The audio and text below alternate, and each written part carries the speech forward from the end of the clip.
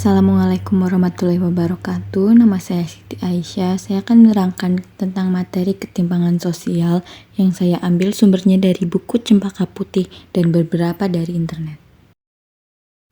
Ada beberapa poin yang akan saya bahas di dalam video pembelajaran kali ini, yaitu hakikat, faktor, bentuk, dampak, dan sikap kritis dalam menghadapi ketimpangan sosial. Yang pertama, apa hakikat dari ketimpangan sosial? Ketimpangan atau kesenjangan sosial lebih merujuk pada adanya ketidaksetaraan yang bisa terlihat jelas karena adanya jarak atau gap di antara golongan-golongan masyarakat atau kelompok atas dan kelompok bawah dalam masyarakat. Kelompok atas dapat dimaknai kelas, golongan, kekuatan, atau pengaruh yang lebih menguasai dan dominan.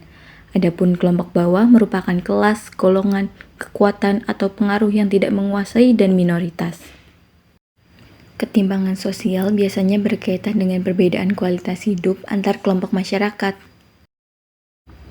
Nomor 2 yaitu faktor penyebab ketimpangan sosial. Faktor penyebab ketimpangan sosial ada dari faktor alami yaitu terjadi karena kehendak Tuhan. Yang pertama yaitu perbedaan sumber daya alam. Perbedaan kondisi desa dan kota menunjukkan bahwa sumber daya di setiap daerah berbeda. Perbedaan tersebut menunjukkan suatu daerah bisa jadi memiliki sumber daya alam melimpah, sementara daerah lain hanya memiliki sedikit atau tidak memiliki sumber daya alam.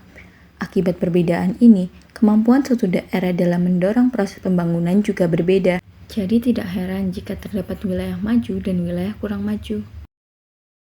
Yang kedua yaitu letak dan kondisi geografis. Suatu wilayah yang letaknya dekat dengan inti atau pusat wilayah, pembangunannya akan lebih cepat ketimbang wilayah yang jauh dari pusat. Lalu kondisi geografis. Wilayah yang ada di dataran rendah cenderung lebih mudah membangun infrastruktur ketimbang wilayah yang ada di dataran tinggi, karena wilayah di dataran rendah cenderung datar dan tidak menanjak. Lalu ada faktor non-alami yaitu yang disebabkan oleh kehendak manusia. Yang pertama yaitu pengaruh globalisasi. Globalisasi memungkinkan terjadinya pertukaran informasi, budaya, dan memperlancar hubungan antar manusia. Masyarakat yang mampu menyikapi globalisasi secara tepat akan merasakan manfaat globalisasi dan dapat mencapai kemajuan. Sebaliknya, masyarakat yang tidak mampu memanfaatkan globalisasi secara tepat tidak akan mampu mengambil kesempatan yang ditawarkan globalisasi, bahkan akan mengalami ketertinggalan. Yang kedua yaitu kebijakan-kebijakan pemerintah. Kebijakan-kebijakan pemerintah bisa mempengaruhi terjadinya ketimpangan sosial karena kebijakan-kebijakan tersebut dapat menentukan akses dan peluang yang dimiliki oleh masyarakat. Kebijakan-kebijakan pemerintah yang tidak adil atau tidak merata dapat menyebabkan terjadinya ketimpangan sosial. Salah satunya dengan adanya program transmigrasi. Program transmigrasi dapat mendorong peningkatan kondisi ekonomi pada transmigran, akan tetapi program ini juga berdampak bagi penduduk asli daerah transmigrasi. Ketika warga pendatang lebih maju dibandingkan warga asli, ketimpangan sosial pun terjadi.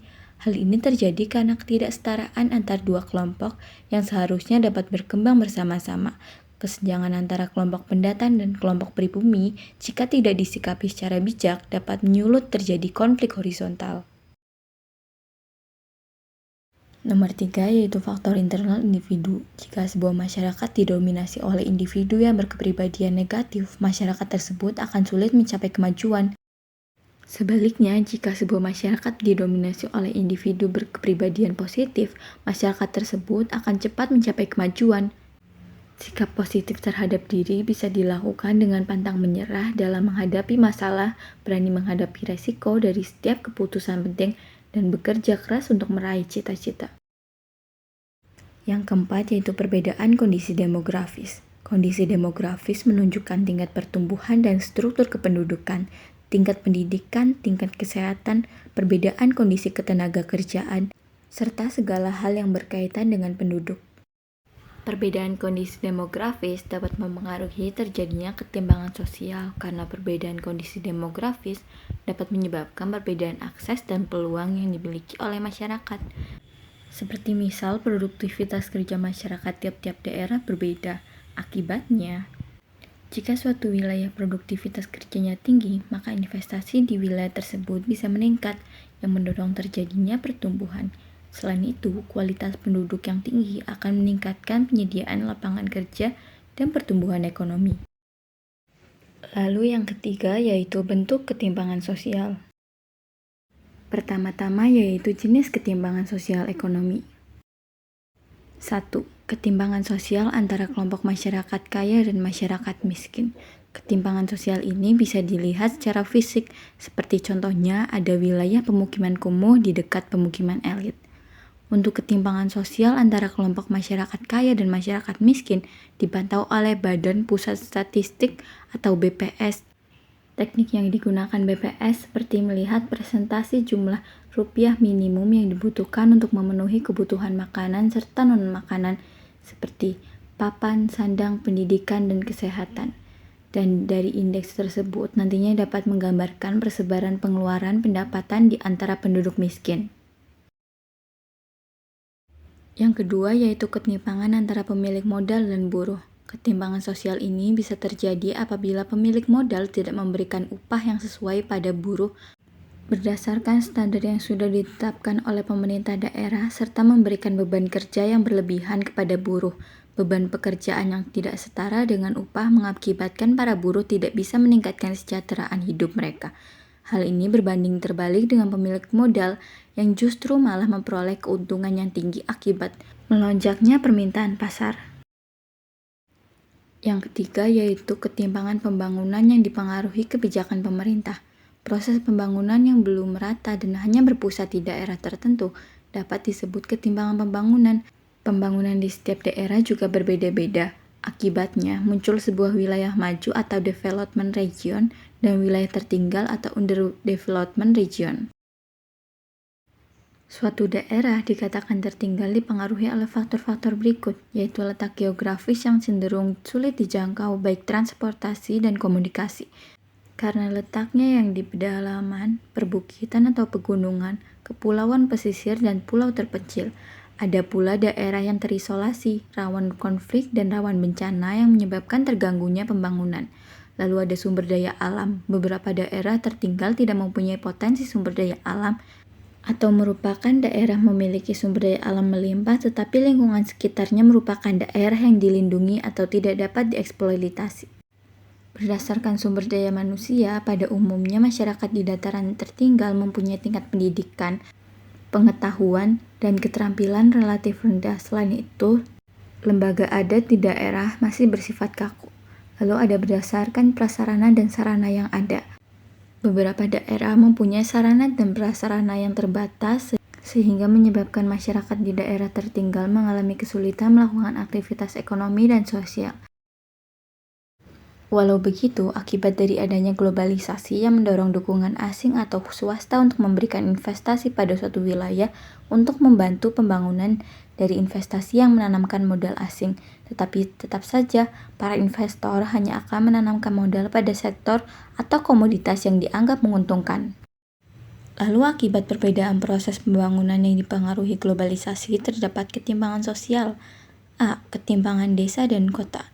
Ketimpangan itu ditunjukkan oleh rendahnya tingkat kesejahteraan masyarakat desa, tertinggalnya pembangunan kawasan pedesaan dibandingkan perkotaan, dan tingginya ketergantungan kawasan pedesaan terhadap kawasan perkotaan.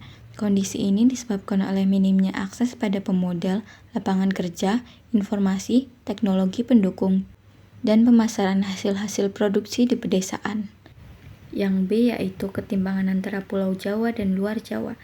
Para investor yang sangat mementingkan keuntungan lebih memilih berinvestasi di Pulau Jawa yang dianggap lebih menguntungkan.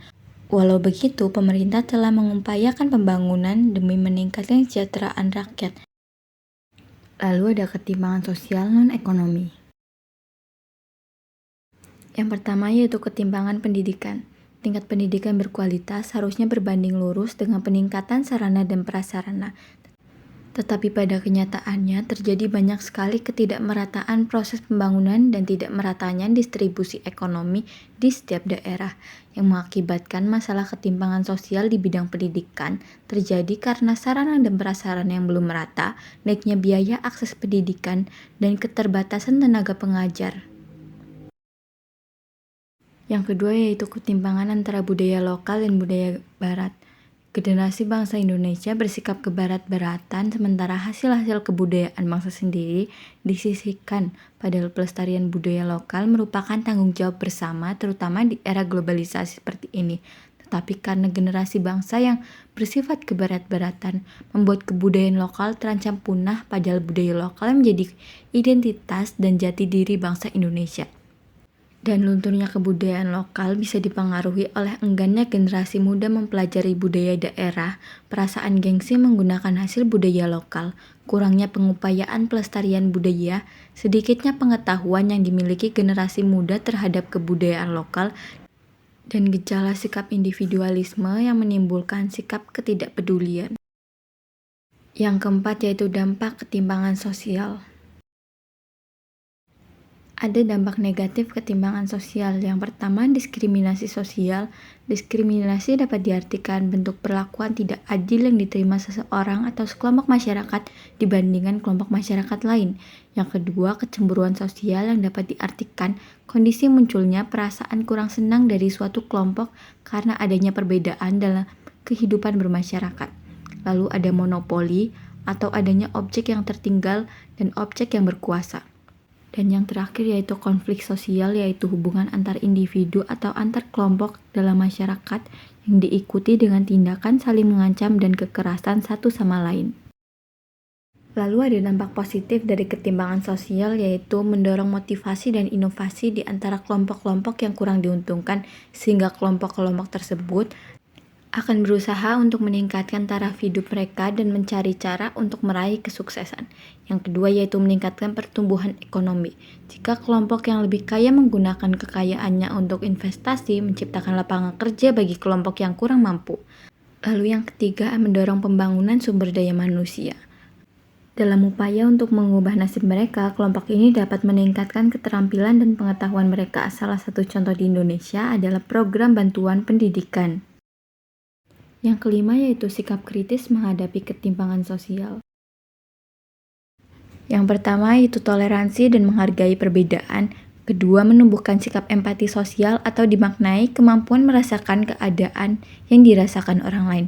Yang ketiga, menumbuhkan filantropi sosial atau kemurahan hati atau kedermawanan seseorang atau kelompok sosial. Sekian yang bisa saya sampaikan hari ini. Mohon maaf jika ada kesalahan kata dan terima kasih sudah mendengarkan.